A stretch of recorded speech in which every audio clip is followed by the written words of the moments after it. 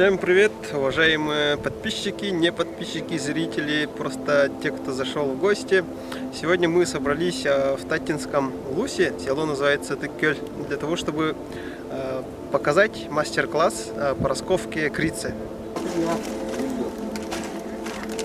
Вот наш главный герой. Эту крицу будем расковывать. Посмотреть, там поры видно. Задача вычистить шлаки полностью.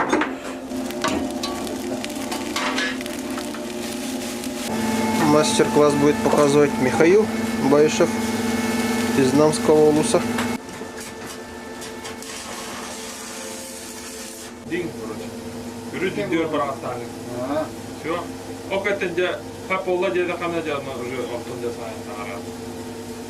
Сложность заключается в том, что крица материал пористый, с большим количеством шлаков, и при расковке она распадается на мелкие части.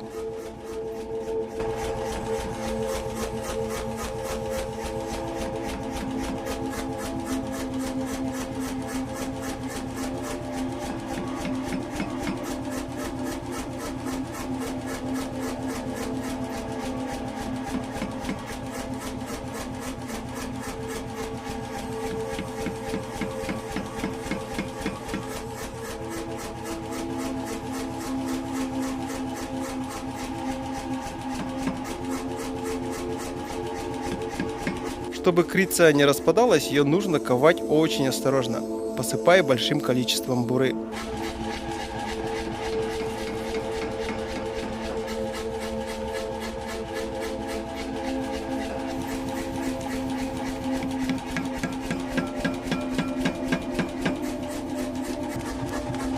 Отделившиеся мелкие части проверяют на наличие железа, отбивая молотком.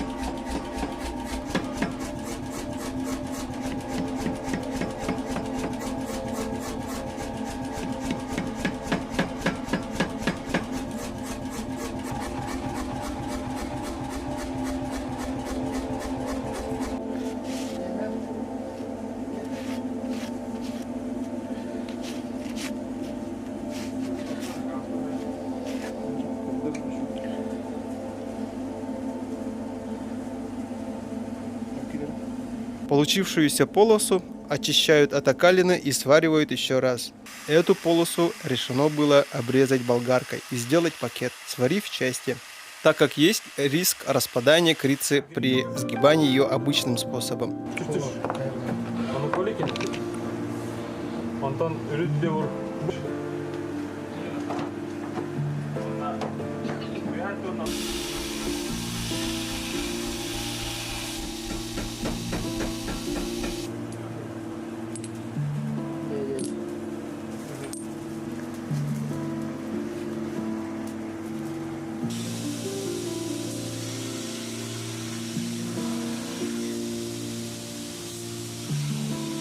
Вначале куется молотком, начиная с одного края, чтобы выжать оставшиеся шлаки. Если начать ковку на пневмомолоте, то на местах соединения может образоваться непровар.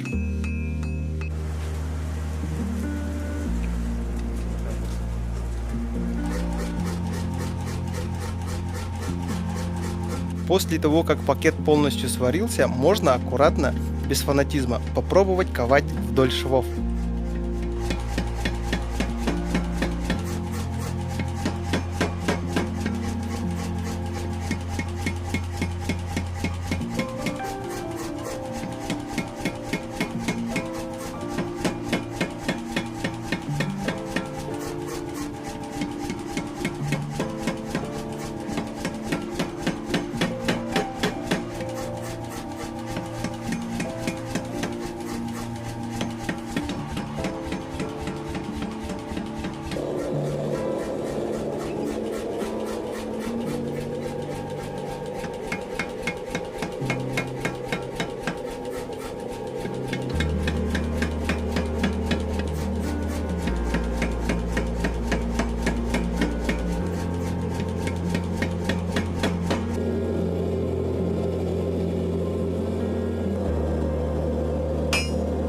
Когда крица становится более монолитной, ее уже можно складывать традиционным способом, сделав следы для изгиба на зубиле.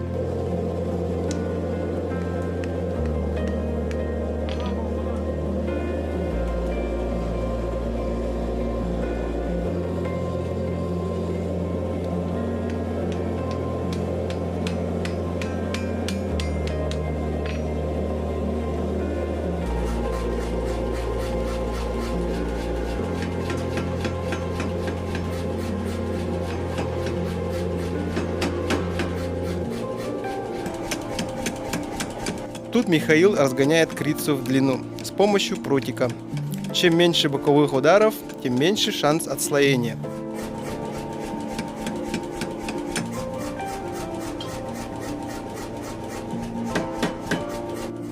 Не забываем каждый раз посыпать бурой, так как даже, казалось бы, в монолитном пакете все равно остаются мелкие непровары.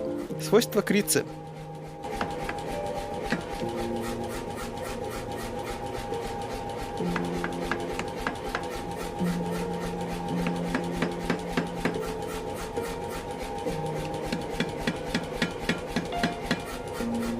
Чтобы очистить крицу от окалины, Михаил кует мокрым молотком, опуская его каждый раз в воду.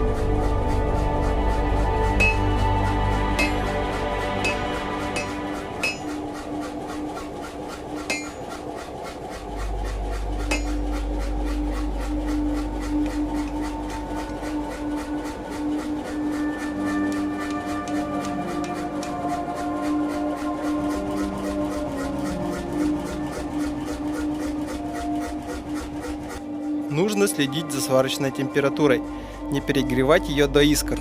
Если пойдут искры, это будет означать потерю углерода, а в крице ее не так уж и много.